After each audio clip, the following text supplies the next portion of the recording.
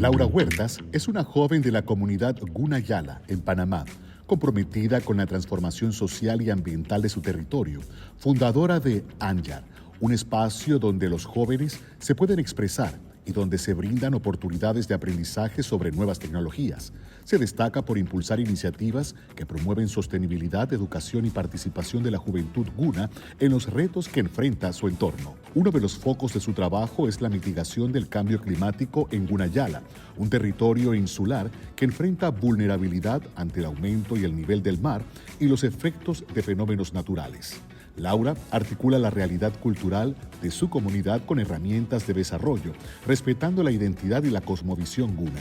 Se presenta como un puente entre las generaciones jóvenes y las tradicionales de la comunidad, impulsando participación, liderazgo femenino y conciencia ambiental. Y esa es nuestra invitada de esta noche en primera persona, Laura Huertas. Laura, muchísimas gracias por acompañarnos. Bienvenida. Estamos un poquito distantes ahora, pero qué interesante lo que hemos visto y lo que has hecho hasta este momento. Sabemos que hay un recorrido importante, pero además una preparación para llegar hasta donde estás. Bienvenida. Docus Nuet, muchísimas gracias. ¿Cómo digo? ¿Docus? Docus Nuet. Docus Nuet, eso es muchas gracias. Sí, muchas Voy gracias. aprendiendo un poquito para compartir con Laura. Háblanos de tu formación. Ahí veíamos cosas que has estado haciendo recientemente y la representación que tienes en este momento. Bueno, Docus Nuet de mi Guaydrapa, Babnukin, Nanukin, Anuga Laura Divinidil Huertas Thompson, Aniadu Necue Burguinedi. Primero te saludo desde mi idioma materno, Claro. que para mí es un orgullo hablar desde el Dulegaya. Y bueno, inicialmente comienzo como todo el tema del activismo desde que soy muy pequeña. Mis padres nunca dejaron de creer en la crianza tradicional. Es por eso que me crié con mi bisabuela, que en paz descanse. Fue la persona que me inculcó todo el tema de los derechos humanos, más que todo hacia las mujeres.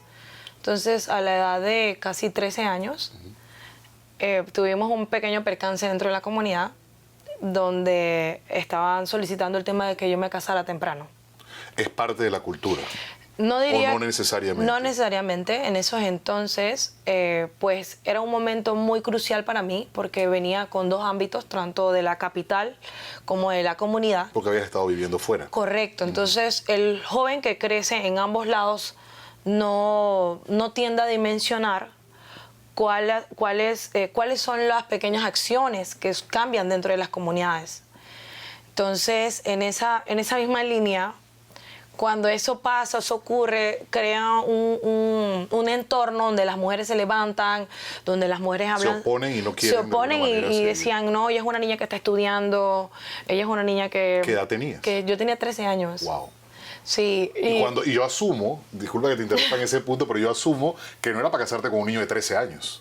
No, él también era menor de edad, solo okay. Estábamos conversando, era una conversación sana, pero ya ahorita la cultura ha cambiado demasiado. Okay. O sea, estoy hablando de hace muchos años atrás, para que no se salga como de contexto. Okay. Y cuando pasa esto, ver toda esta revolución que hubo en ese momento en el Congreso, ver a las mujeres defendiéndome, escuchar a las autoridades hablando de cómo era, me hizo analizar y pensar de que yo vivía en un privilegio, de que tuve por lo menos una defensa de muchas mujeres que estuvieron detrás de mí defendiéndome, pero muchas niñas de las comunidades no tenían ese respaldo, por decirlo así. Y es por eso desde que muy pequeña empecé a trabajar todo el tema de ligas comunitarias, empecé a investigar un poco sobre el tema de los derechos humanos y cómo nos afectaban. Y es a raíz de esa específica experiencia. Correcto. Luego mis mejores amigas se casan jóvenes, se casan muy niñas. Y para mí era algo que no debía haber pasado en ese momento, porque yo era una niña en ese entonces. Entonces el saltar de ser niña a ser mujer era muy complicado. Hasta que luego dije, ¿sabes qué? No puedo seguir estando de este lado de la historia. Necesito hacer algo distinto. Es por eso que empecé a investigar sobre campamentos juveniles, sobre actividades que hacían en la capital. Me empecé a educar, terminé la sexto año, me metí a la universidad, En la universidad estudias Derecho. Estudio Derecho y Ciencias Políticas, estudié un diplomado en la Universidad Carlos III de Madrid. O sea, hice tantas cosas para capacitarme, pero sin olvidarme de dónde vine. Hay una delgada línea, Laura, a veces, y los que estamos fuera a veces no comprendemos, definitivamente. Es como que pida a alguien que no ha crecido en un entorno afrodescendiente como el mío, con otras mezclas de otras culturas y otras culturas y otras razas, pero conociendo los orígenes. Sin embargo, se tiende mucho a cuestionar, a preguntar y a no estar de acuerdo con algunas cosas. Y digo yo, hay una delgada línea entre lo tradicional y el tema de derechos humanos. ¿Cómo pasas esa línea? Complicado. ¿Verdad? Pero yo creo que más que todo, nunca voy a decir que lo tradicional es lo que soy. Y yo pertenezco. Y yo siempre digo, yo soy Dule, viviré siendo Dule y moriré siendo Dule. Yo soy orgullosa de todas y cada una de mis tradiciones y mis culturas, pero también soy consciente de que hemos cambiado como sociedad. El tema del matrimonio infantil es algo que no solamente se ve en las culturas indígenas, sino se puede ver en las afrodescendientes, podemos verlo en todos lados del mundo. Entonces, cuando yo veo estas dos realidades y empiezo a entender cómo se maneja todo el tema de derechos humanos, dije, bueno, aquí tenemos una desventaja, pero ¿cómo podemos volver esa desventaja en una ventaja para nosotros? Es por eso que creamos una organización llamada ANJAR, que significa por nuestros territorios. Creamos un sitio seguro donde nosotros como jóvenes pudiéramos expresarnos, pudiésemos hablar de temáticas que eran completamente tabú dentro de nuestros territorios, pero también en la capital. Y también nos dimos cuenta de que habían jóvenes dentro de la capital de que no se sentían autoidentificados con la cultura. ¿Por el tiempo que permanecen fuera o por lo que la vida les ofrece fuera? Más que todo, yo creo que es por el tema de la desigualdad estructural.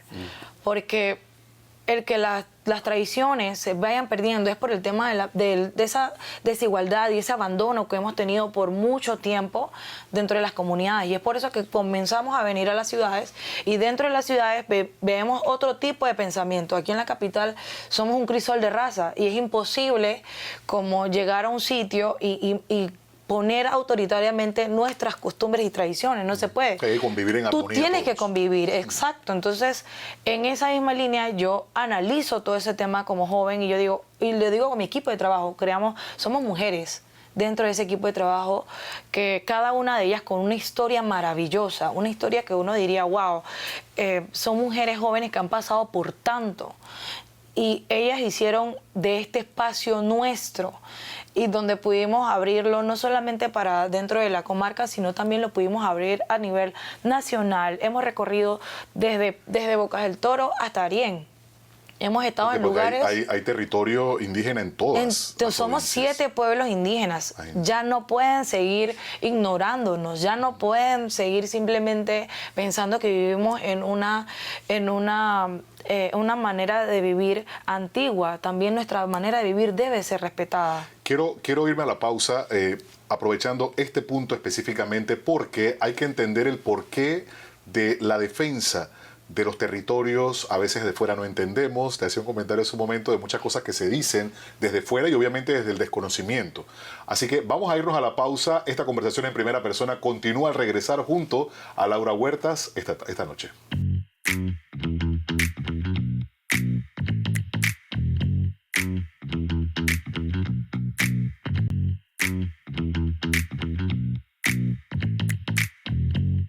Estamos de vuelta en primera persona y esta interesante conversación junto a Laura Huertas. Laura, hablamos hace un momento acerca de la importancia de preservar tradiciones, pero de también entender la vida moderna. Y en eso, te decía yo, hay mucha gente que no comprende el por qué. ¿Por qué tenemos que tener, por qué hay que darles tal cosa o por qué se consideran los dueños de tal territorio, etcétera, etcétera?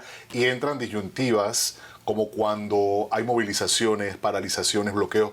Creo que la etnia guna, pues muy poco lo hemos visto. Sin embargo, sí hay organización a nivel de Congreso, que exigen obviamente el respeto, los derechos, las igualdades y también los beneficios que tienen que llegar a cada uno de los territorios. ¿Eso por qué? Es lo que mucha gente se pregunta. Bueno, wow. Partiendo porque los pueblos indígenas todos somos panameños. Entonces es algo que creo yo que vivimos en una sociedad todavía que discrimina a las comunidades indígenas. O sea, nos ven como si no fuéramos panameños y sí lo somos, con la retórica esta falsa de que nosotros no pagamos impuestos, de que para qué nos llegan los apoyos de gobierno, por qué si ellos no pagan, si ellos no hacen nada, ellos son vagos. O porque tienen sus propias O legislaciones. porque tienen sus propias leyes, o se creen otro país y tarara. Y eso a mí me demuestra muchas cosas del tema de cómo nos vamos nosotros como educación panameña. O sea, de que y suena duro, pero si el Ministerio de Educación realmente no enseña historia dentro de las aulas, vamos a tener desinformación como es el que tenemos actualmente. Y es una tristeza porque más del 62% de las poblaciones nos encontramos fuera de territorio. O sea que nosotros, tras de todo esto, pagamos impuestos y mandamos dinero a nuestros territorios para que tengan una mejor calidad de vida por el abandono histórico que hemos recibido. Entonces, por lo menos en el lado del pueblo cuna y los pueblos indígenas, estábamos antes de que esto fuera República de Panamá. Entonces, ese es el porqué. Exacto. Claro, ese es el porqué. Nosotros estábamos antes, pero no porque estemos antes, nosotros no nos vamos a deslingar con el hecho de ser panameños. Somos panameños, nos sentimos 100% panameños, pero también está nuestra identidad, que es el ser indígena. Yo me autoidentifico como una mujer indígena. En el caso del pueblo cuna, nosotros venimos de una revolución del año de 1925, donde fuimos masacrados, violados, asesinados, niños, mujeres, hombres, que por el tema de no aceptar la manera en la que nosotros vivíamos, fuimos asesinados y nosotros luchamos para buscar el tema de nuestros derechos, de todo este tema de las necesidades básicas que nos debe de ofrecer todos los gobiernos. Lastimosamente todos se han quedado callados y nunca han podido dar una solución real, sino más que todo han hecho curitas dentro de las comunidades que no funcionan. Estamos hablando, o nos menciona la llamada Revolución Dule. Exacto. Que es esta bandera que para muchos tiene como una suástica. Suástica. Y eso se usa no solamente se ha usado dentro de los cunas, sino lo han utilizado culturas como India, culturas por lo menos en Asia, en muchas partes está la suástica. Y lo que hizo fue que Hitler lo popularizó, lo hizo como... Y distorsionó su significado como muchas cosas que hizo a nivel... Total, y no como algo con el tema de que la bandera, por lo menos la bandera nosotros representa esa revolución, la sangre derramada, el tema de que el amarillo es que nosotros nos consideramos oro, somos personas que somos honestas, somos responsables, somos no coercionables, o sea, somos oro. Entonces, el hecho de que cuando existe todo este tipo de discriminación es entender de que nosotros existimos dentro de un crisol de razas, de que sin importar de dónde venimos, al final de todo, todos somos panameños y el barco de quien lo maneje es el barco donde vamos a estar todos. Y de que no podemos seguir siendo parte del problema, sino soluciones, de que como sin importarse que si yo soy indígena o afrodescendiente o un campesino, de que el problema del agua nos afecta a todos por igual, el problema de la falta de educación nos afecta tanto a la comarca como a las comunidades campesinas. Y en ese sentido, hablando de equidad o de inequidad, que son las que no se logran de forma oportuna, tú en este momento formas parte de una subdivisión, si lo digo de forma correcta, de las Naciones Unidas que ve precisamente el tema de equidad. Sí, soy miembro de la Coalición de Acción de Economía y Justicia dentro de Naciones Unidas.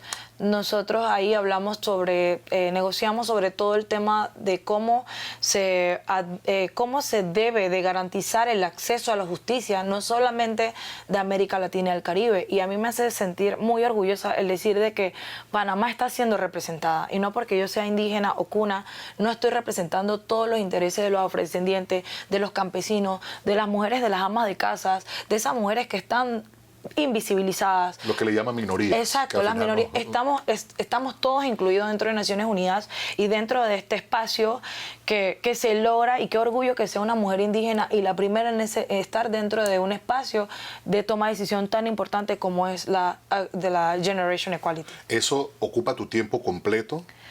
Yo diría que... Porque te lo pregunto por el tema de la carrera, o sea, el derecho ahí está ahí. Sí, el derecho siempre va a estar. Yo creo que el derecho es mi amor, sí, mi amor platónico, mi amor entero, pero yo diría más que todo que yo me enfoco más que todo en la educación, en cómo nos cómo vamos a educar a esa mujer para acceder a la justicia, cómo vamos a hacer que realmente esa justicia de la cual todos soñamos lleguen a los territorios, o que la mujer que está dentro, que sea indígena o campesina o afro en cualquier parte, pueda llegar a poner una denuncia sin necesidad de poder, y quizás suena utópica, pero yo sueño con que la mujer no tenga la necesidad de tener que ser revictimizada muchas veces para acceder a una justicia, y que realmente esa justicia le llegue a esas mujeres que realmente lo necesitan, y que no nos den simplemente un papel y digan, bueno, tómalo y con eso ve a ver qué tú haces. No, que realmente esa justicia que nosotros buscamos como panameños sea real. O sea, porque al final del día, yo siempre lo digo, a nadie nos gusta, cuando no nos afecta algo, somos ignorantes o insensibles. No me ante la importa lo que situación. pase allí, Claro. pero realmente a quién le gustaría que lleguen a su casa y le digan, yo voy a mandar allí, tú te tienes que quitar esa mula, tú tienes que hablar el idioma, porque lo que tú hablas es anticuado y lo que yo creo es el desarrollo. ¿Qué tipo de desarrollo le estamos vendiendo a las poblaciones? ¿Qué tipo de desarrollo le estamos hablando a los jóvenes, a las mujeres? Es por eso que Anyar es un espacio para que los jóvenes sean libres de decir y de comentar lo que quieran, claro. Vamos a hablar al regresar un poquito acerca de, pues, legado, obviamente, su vida fuera como ha sido, un poquito hablar de eso, que no hemos hablado mucho del aspecto personal en ese sentido, y vamos con, pues, la definición de la propia Laura en sus propias palabras, pero al volver de la pausa aquí en Primera Persona.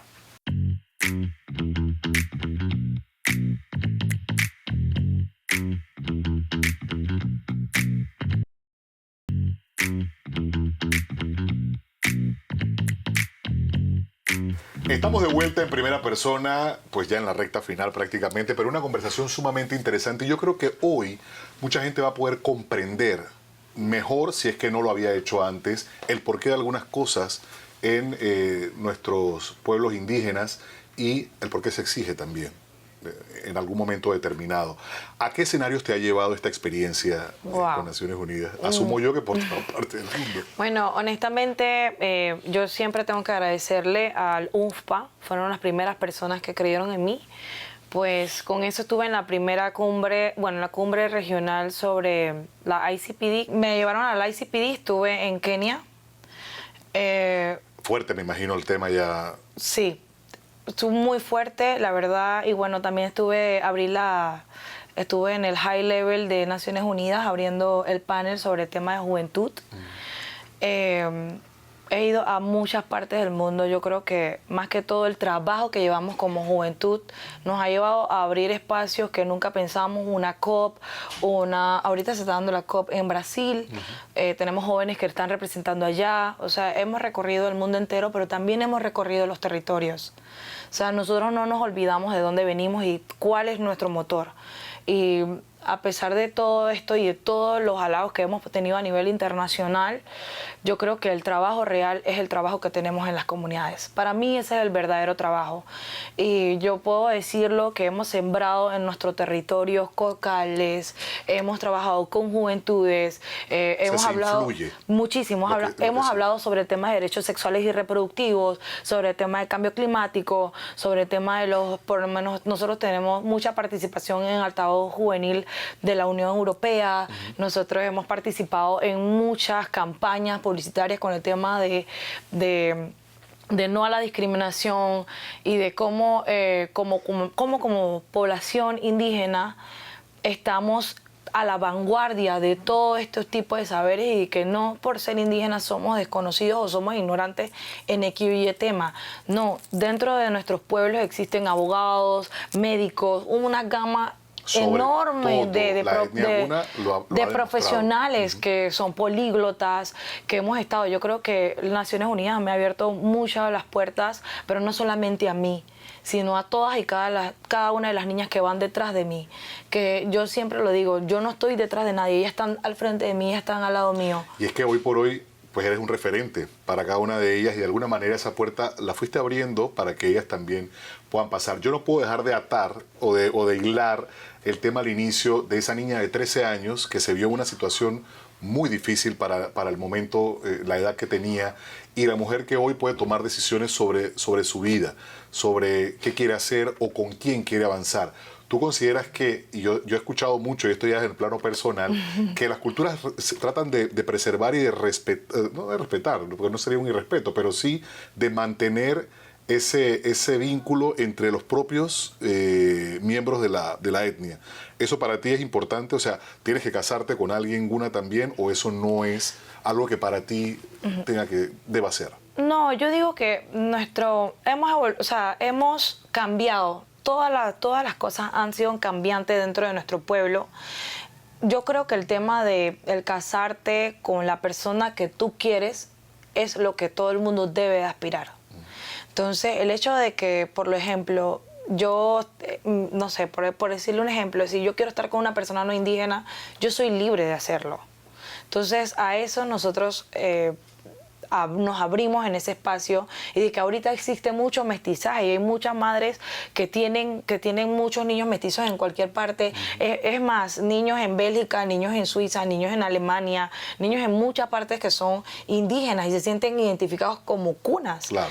Y yo creo que más que todo no es el tema de casarnos, sino el tema de cómo nosotros cuidamos nuestro propio idioma, nuestra gastronomía. Nosotros contamos con una escuela que se llama Ammar Durdake, donde todos los años capacitamos alrededor de 250 niños. Nosotros vamos a abrir convocatorias ahorita en enero para que los niños puedan acceder a un espacio seguro para aprender su idioma, aprender la gastronomía, entender la historia y comprender de que a pesar de que están dentro de la capital, somos panameños, pero también tenemos historia, y esa historia es la que se tiene que rescatar. Si, por ejemplo, en algún momento, y esto es una pregunta que forma parte, obviamente, de este espacio, tú tuvieses la designación, alguien determina que por tu trayectoria, por tu preparación, por tu experiencia, deberías de alguna manera integrarte a un equipo de trabajo liderando el Viceministerio de Asuntos Indígenas, ¿qué opinión te merecería y qué cosas tú consideras son oportunas actualizar, poner al día o hacer que nos hayan hecho? Wow. Honestamente sabemos que todo el tema de los cargos políticos ya viene por tema de políticas, valga la redundancia. Pero yo creo que un viceministerio no sería algo justo para las poblaciones indígenas. Realmente a mí sí me gustaría un ministerio. Y sé que mucha gente quizás puede decir en los comentarios, oye, es que todo el tema de lo que está pasando a nivel de Panamá con el tema de cómo han cerrado el Ministerio de la Mujer o cómo se lleva todo este auge. Yo entiendo cómo se siente la población, porque yo también me siento de la misma manera. Pero el hecho de que desconozcamos de que hay una población fuerte que necesita un ministerio que realmente lo respalde, que necesita formación. O sea, yo siento que ya es momento de sentarnos a los líderes a tomar decisiones. Por ejemplo, no podemos venir a ser autoritarios en el tema de, por ejemplo, algo muy duro es el tema de la interconexión. Y quizás es un tema sensitivo, pero yo no puedo llegar a hablar de una interconexión o de hablar de algo si realmente no me siento con las autoridades. Yo creo que el viceministerio ni siquiera debe ser un viceministerio, tiene que ser un ministerio donde realmente los líderes comunitarios tomen también las decisiones en conjunto, porque están hablando de nuestros territorios, están hablando de nuestra agua, de nuestra biodiversidad, que son las que mantienen el pulmón de Panamá. ¿Cómo te defines en 3 palabras? Wow. Esto antes de... ¿Cómo me defino en 3 palabras? Yo creo que soñadora, resiliente, honesta. Y eso es importante. Hace mucha falta eso, sobre todo en la vida pública de nuestro país. ¿Algo importante que quieras alcanzar en lo próximo? Bueno, yo quisiera la verdad es que mi sueño es abrir una escuela donde los pueblos indígenas podamos acceder a nuestro idioma, a nuestra gastronomía, porque a mí me preocupa algo, y es algo que quizás nadie lo ha analizado de esa manera, pero dentro de 10 años mi cultura va a cambiar demasiado. Y es dentro de 10 años, niños no van a hablar nuestro idioma, niños no van a saber sobre qué es comer un tulemasi, un moe, un orojolicua, o qué lindo es tomarte un madum caliente por las mañanas. Eso se va a perder. Y yo no quisiera vivir en un mundo donde yo sea olvidada, ni siquiera yo, donde mi historia sea olvidada, donde mis abuelas y lo que ellas lucharon en el año de 1925 se quede bajo una historia y simplemente en libros. Nosotros los pueblos indígenas no somos museos andantes. Somos personas y mi sueño más grande es poder abrir esa escuela, y ahorita que la tenemos es una escuela sin paredes, teniendo 250 niños cada año, y me encantaría el poder tener un espacio para ellos donde ellos puedan llegar y estudiar y aprender y conocer su historia, porque no hay algo más triste que no saber de dónde vienen cada uno de ustedes. Y eso es difícil también para avanzar como sociedad. Laura, muchísimas gracias por la oportunidad de no solamente conocerte un poco más, sino que la audiencia conozca aspectos importantes acerca de tu cultura y obviamente de nuestros pueblos indígenas en general. Muchísimas gracias, y a ustedes, como siempre, muchísimas gracias también por acompañarnos aquí en Primera Persona.